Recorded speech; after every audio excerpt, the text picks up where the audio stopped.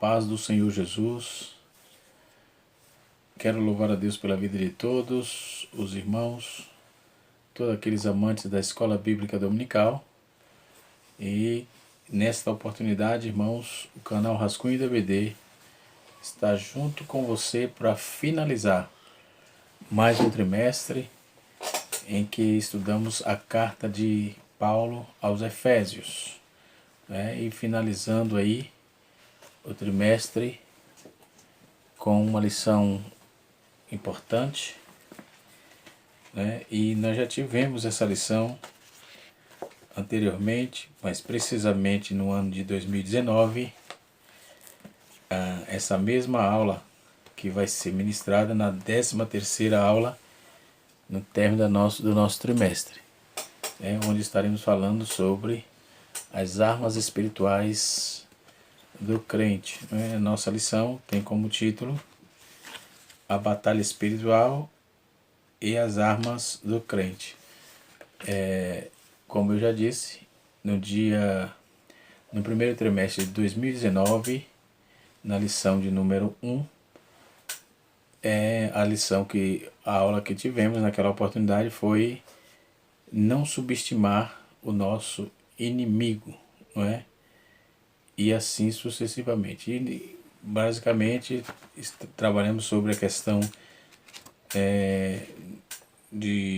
dessas armas espirituais e também das batalhas espirituais naquela oportunidade. E finalizando essa lição de número 13, dia 28 de junho de 2020, nesse domingo, estaremos aprendendo uma vez mais sobre essa temática, E antes de entrar na lição, eu quero falar um pouco da historicidade daquela região de Efésios, que Paulo tratou de forma muito clara, e por que ele tratou isso, conforme está escrito no capítulo 6, versículo número 10 a 20, que é o texto proposto pela nossa lição, ok? Então estaremos trabalhando um pouco sobre essas questões. Naqueles dias, os escritores judeus e gregos romanos, eles concordavam unanimemente, com tudo isso, e também trazia a ideia de uma sociedade piedosa, conforme já registrado em Deuteronômio, capítulo número 21, verso número 18 a 21. E no capítulo 10 a seguir, Paulo ele vai fazer a tratativa muito interessante, e Paulo vai usar bastante coisa do Antigo Testamento. Paulo vai trabalhar bastante a questão do Antigo Testamento. Paulo ele vem trazendo todo um conteúdo quando chegou lá em Efésios, no capítulo 1, e ele vem nos apontando, de forma muito clara todos os objetivos da nossa lição, que foi pautada nessa carta. Então, Paulo vai dar a saudação, depois ele vai falar sobre a sublimidade das bênçãos espirituais em Cristo. Depois Paulo vai tratar sobre a temática da eleição e predestinação. Depois Paulo também vai tratar sobre a iluminação espiritual do crente, do salvo. Depois ele vai trabalhar sobre o liberto do pecado, sobre a nova vida em Cristo, E Paulo ele vai falar da condição dos gentios sem Deus, e depois vai fazer a junção de Cristo e a reconciliação com Deus. Então, depois edificado sobre os fundamentos dos apóstolos, o ministério da unidade revelado, a intercessão, Paulo intercede pelos judeus, pelos gentios, ou melhor, e depois ele vai falar sobre o atributo da unidade, humildade, mansidão e longanimidade, e ele vai tratar também sobre a conduta do crente no capítulo 5, e no capítulo 6, capítulo 5 ele termina os atributos dos fundamentos da fé, e no capítulo 6 ele começa a tratar desde o versículo 1 até o versículo 4 onde ele vai fazer a tratativa sobre a família, até o versículo 10 precisamente, né? Até o versículo 9, para ser mais claro. E do versículo 10 em diante, Paulo vai falar sobre as batalhas espirituais. Para isso tem um contexto histórico, porque Paulo fez aquela tratativa, né? Paulo usou muito bem a questão didática para o nosso aprendizado sobre as batalhas dos soldados romanos, onde ele deveria se manter em pé e não recuar, enquanto permanecessem juntos em um campo pleno e aberto, né, e não quebrassem a fileira. Então, suas legiões eram consideradas virtualmente invencíveis. Então, quando tinha essa estratégia de guerra, Paulo vai contar todo aquele fator que tinha naquela época. Então, por isso que ele vai fazer alusão. No demais, irmão meus, fortalecei-vos no Senhor e na força do seu poder.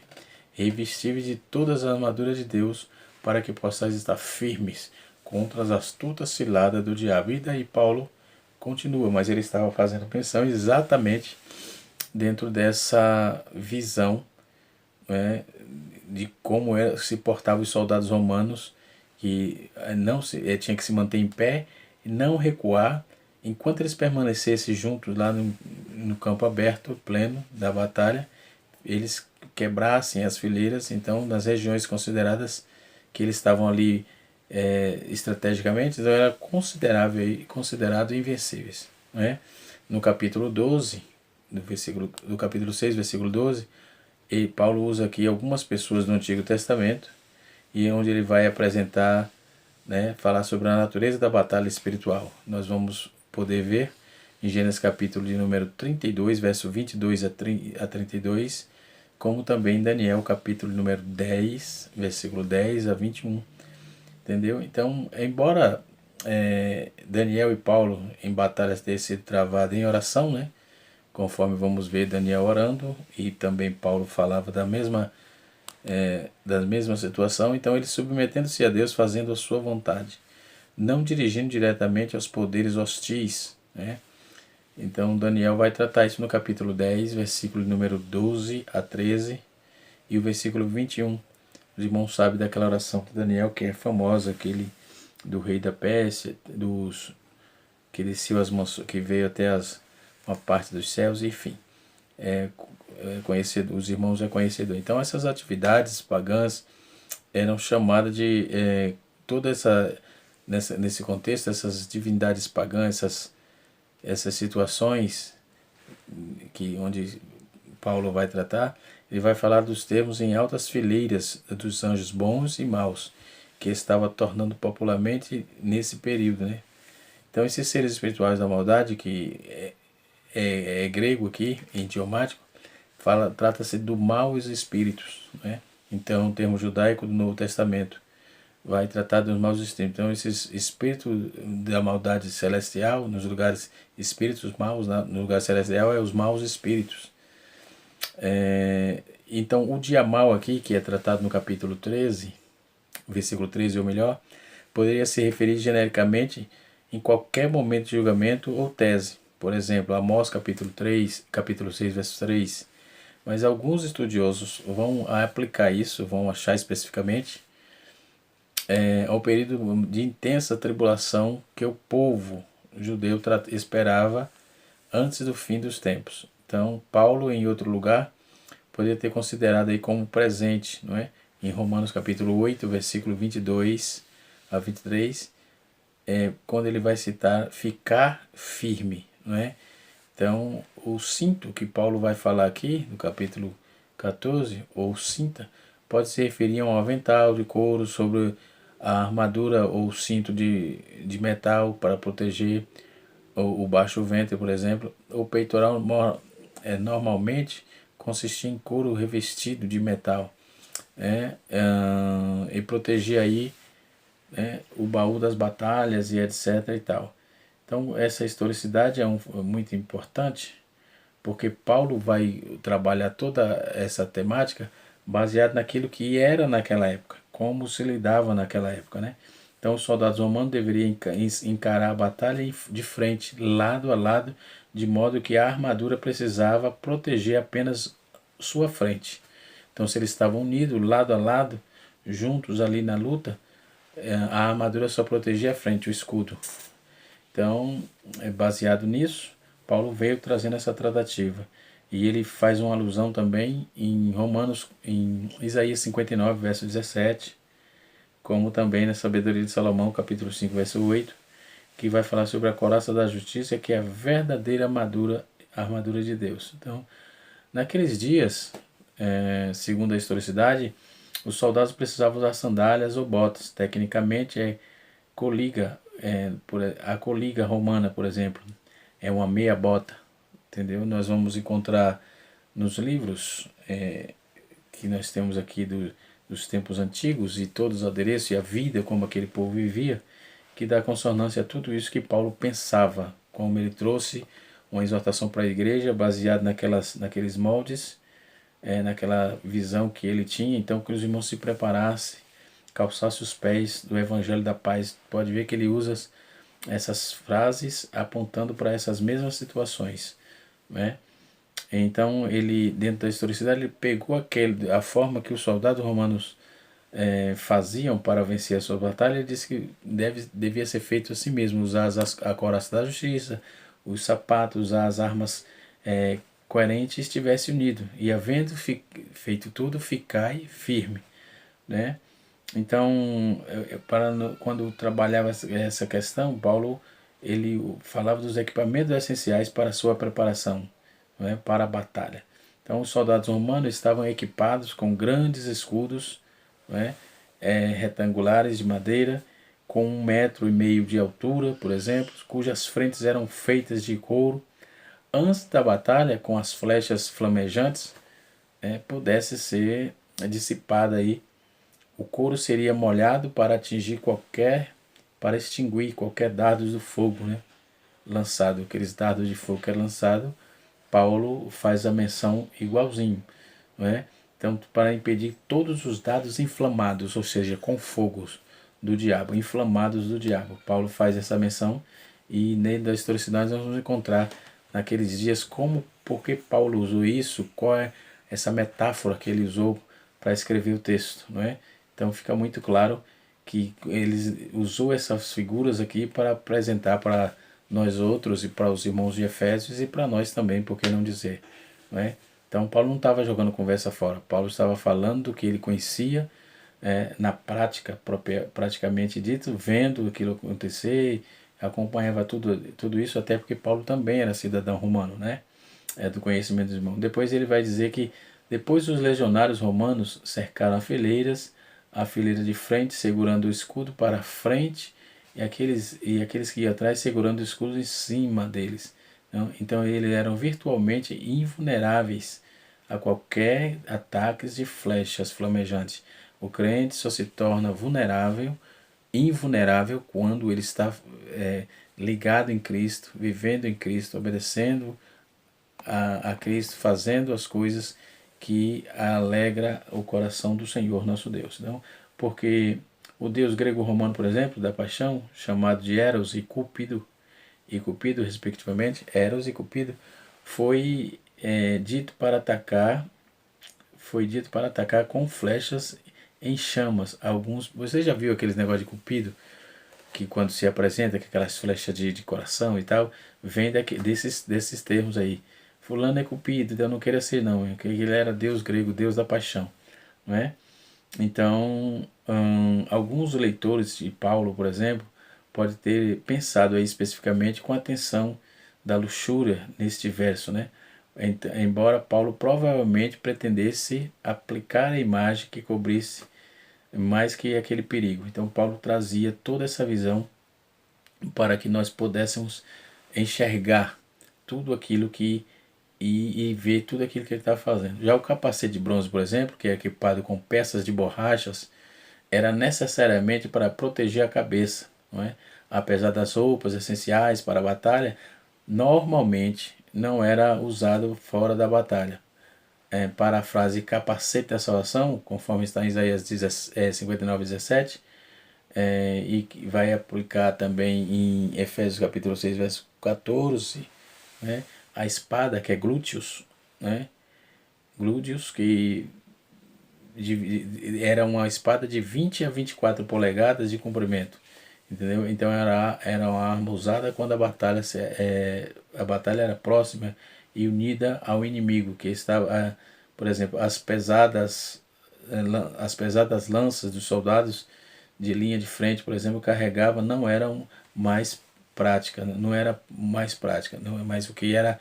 Paulo faz alusão e insinua aí que a batalha deve ser unida especialmente movendo aqueles que não conhecem a palavra de Deus, que leva o evangelho da paz, o evangelho da paz. Então, sua mensagem, depois de estar espiritualmente preparada, Paulo faz alusão de outras formas listadas aqui no texto, né? Então, o ministério de Paulo era, portanto, particularmente estratégico porque incluía aí uma batalha de curto alcance avançando nas fileiras inimigas.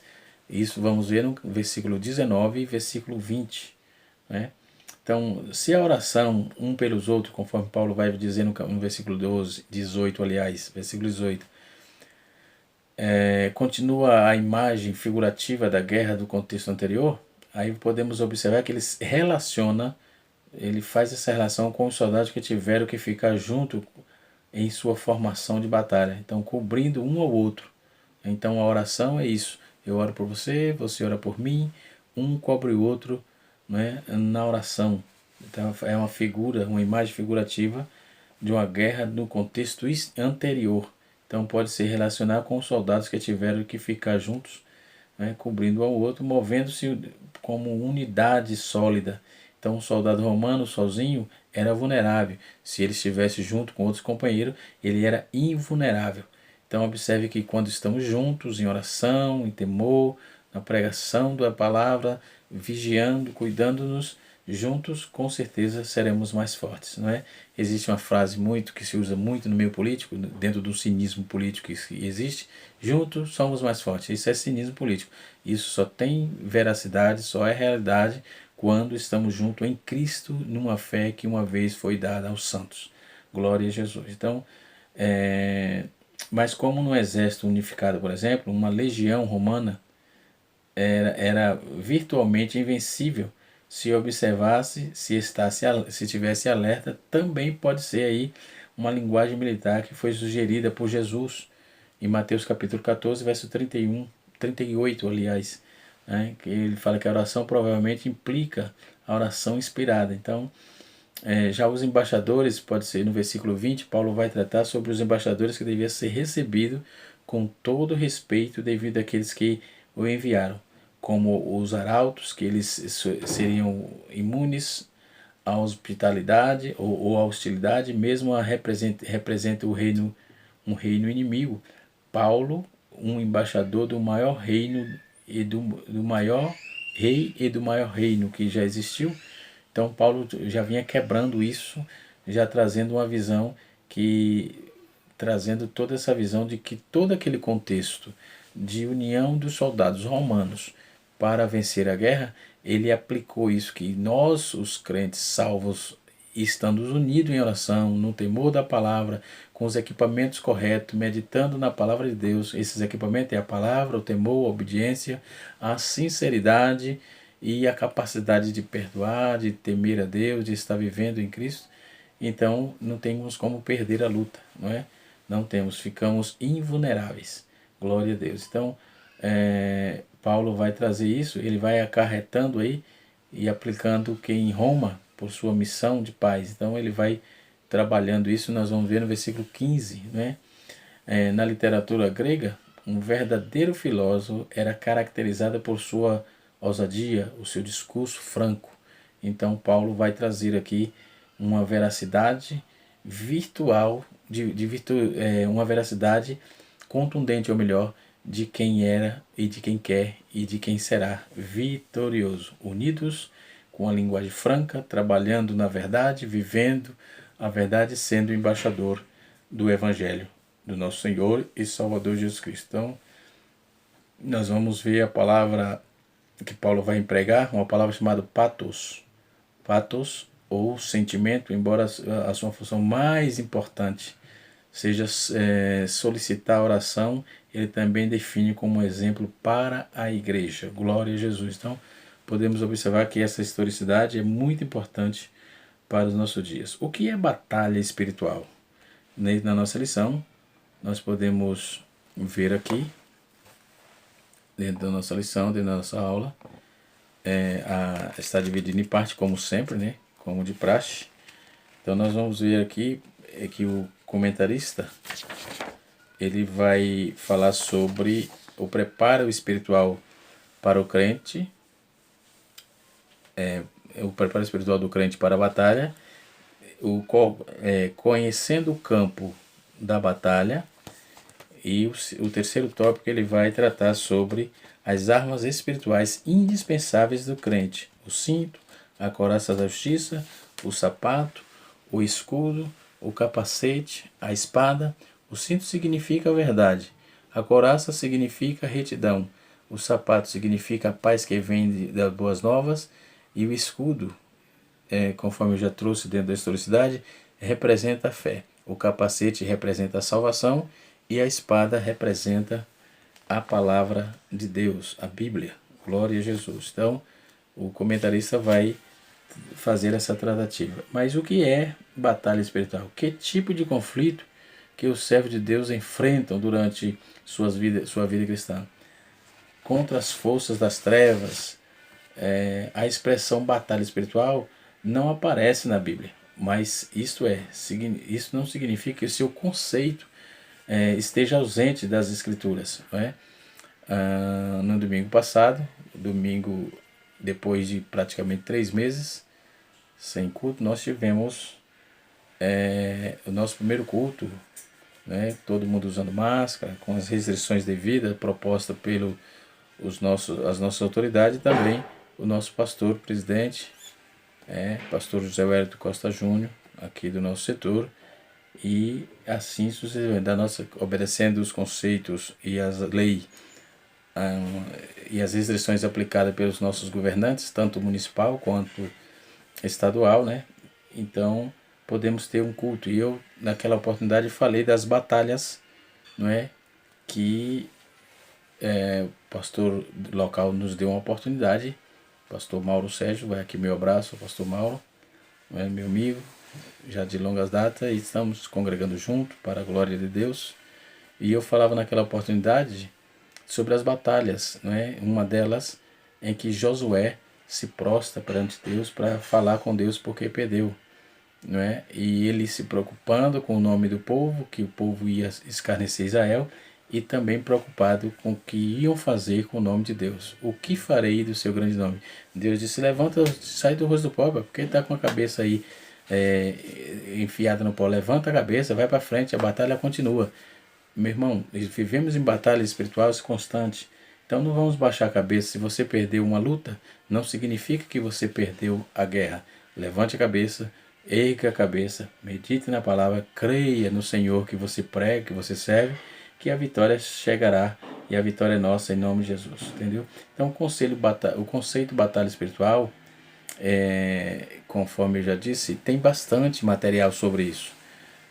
Existe materiais sobre isso, tem gente que vivem trabalhado de forma aplicada nessa temática. Rebeca Brau, Daniel Mastral e muitos outros que se ouve falar, não é? Nos anos 90, final dos anos 80 para os anos 90, Caio Fábio escreveu uma obra sobre isso, não é? Augusto Nicodemos costuma escrever também alguma coisa pertinente, não é? E assim sucessivamente. Mas nós temos materiais sobejos, não é, para a tratativa do assunto. Então esse conceito, não é, que vai trabalhar sobre compreendendo nós vamos observar que o conceito de batalha espiritual é um dos mal compreendidos e distorcidos pelos cristãos. Tem gente que pisa na cabeça do diabo, faz campanhas disso, campanha daquilo.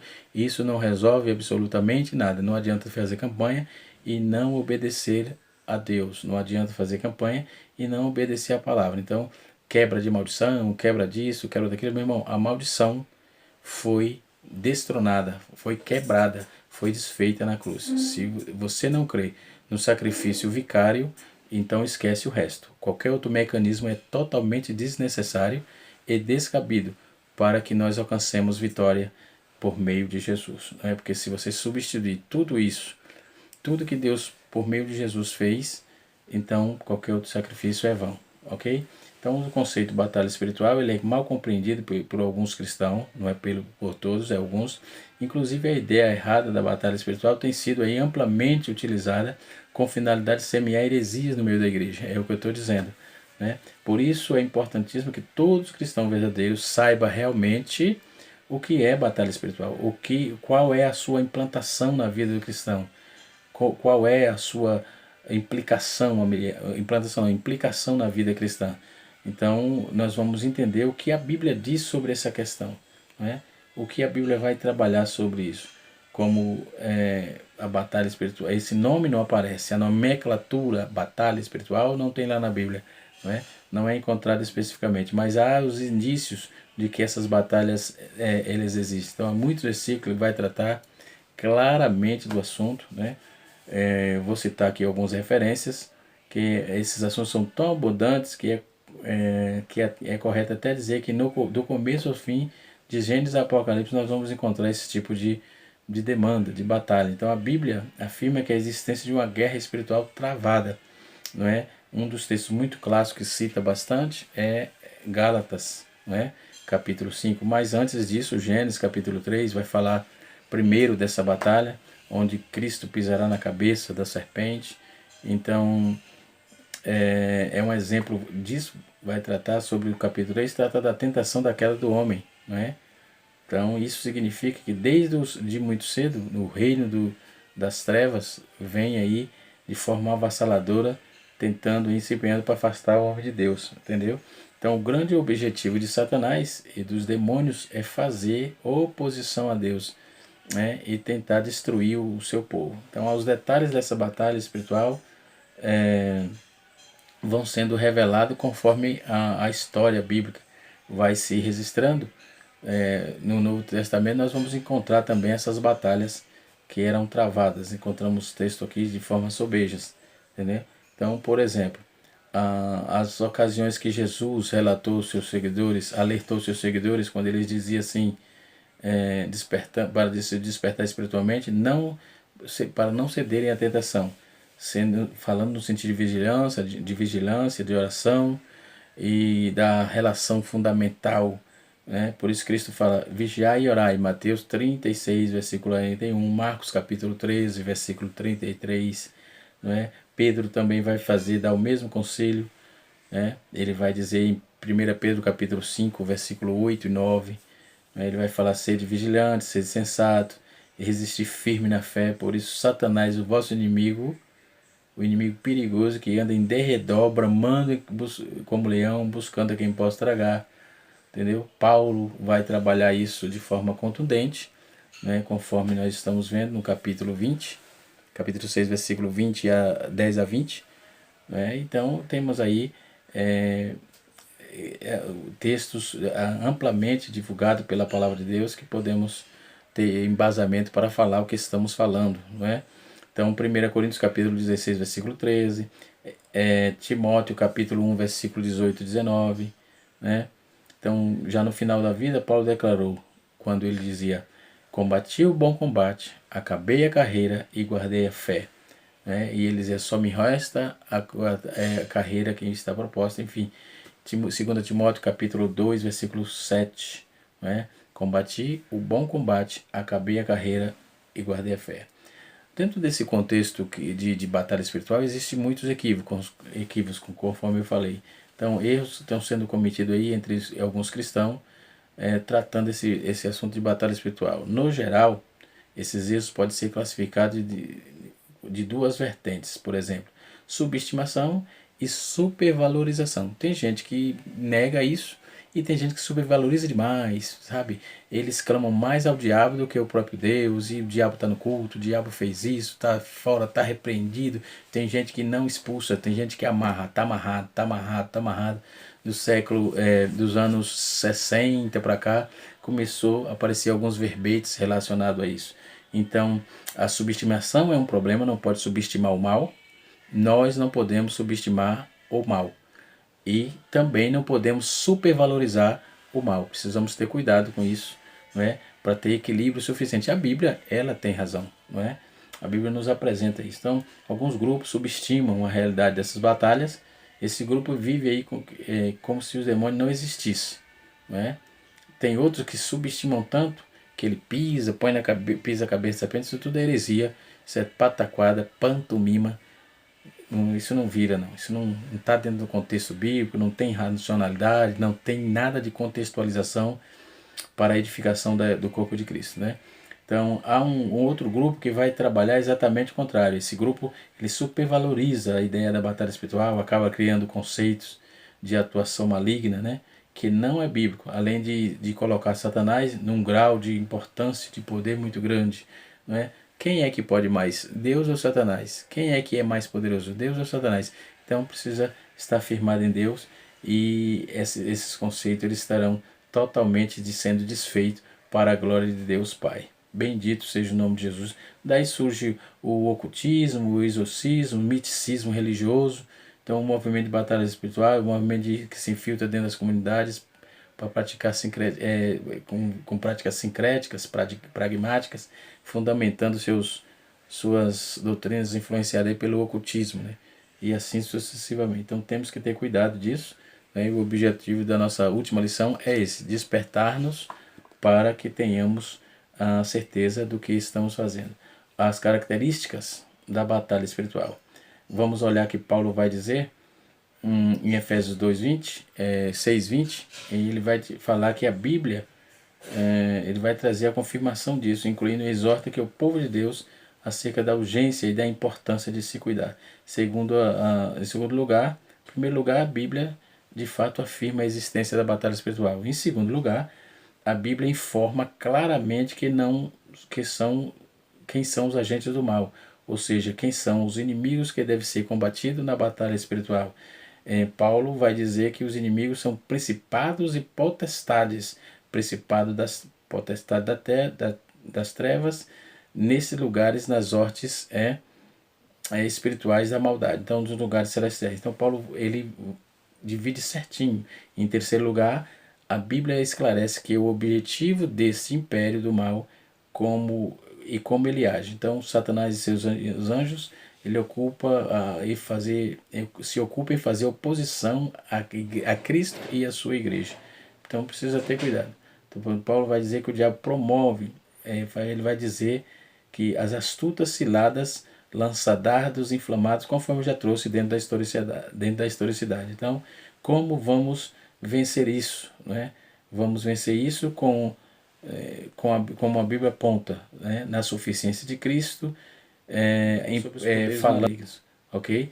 Então, por isso tudo, a Bíblia nos aponta que o papel do crente na batalha espiritual vai dizer que ter cuidado dos falsos ensinos, né? O crente deve ser caçador, não deve ser caçador do demônio, não é bíblico isso, sair caçando demônio, e demônio está ali, demônio está aqui, não é isso aí, não tem nenhum sentido.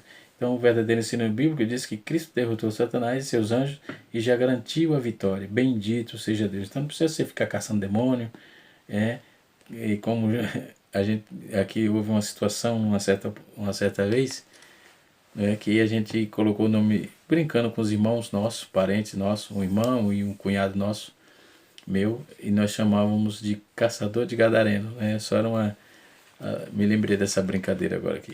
Que Deus abençoe. Isso não é brincadeira, isso é uma realidade, é um fato, né? E assim sucessivamente. Que Deus abençoe a todos os irmãos. Até o próximo trimestre nós estaremos estudando, uma lição importante que foi lançada pela primeira vez em 1993 pelo missionário já de saudosa memória, missionário Eurico Besgeten, e a CPAD vem trazendo uma edição especial, onde vamos estar tratando sobre as crises nos reinos naqueles dias, e vamos estar trabalhando bastante no livro de Daniel. Deus abençoe, em nome de Jesus. Um abraço a todos e até a próxima, se Deus assim nos permitir, em nome de Jesus.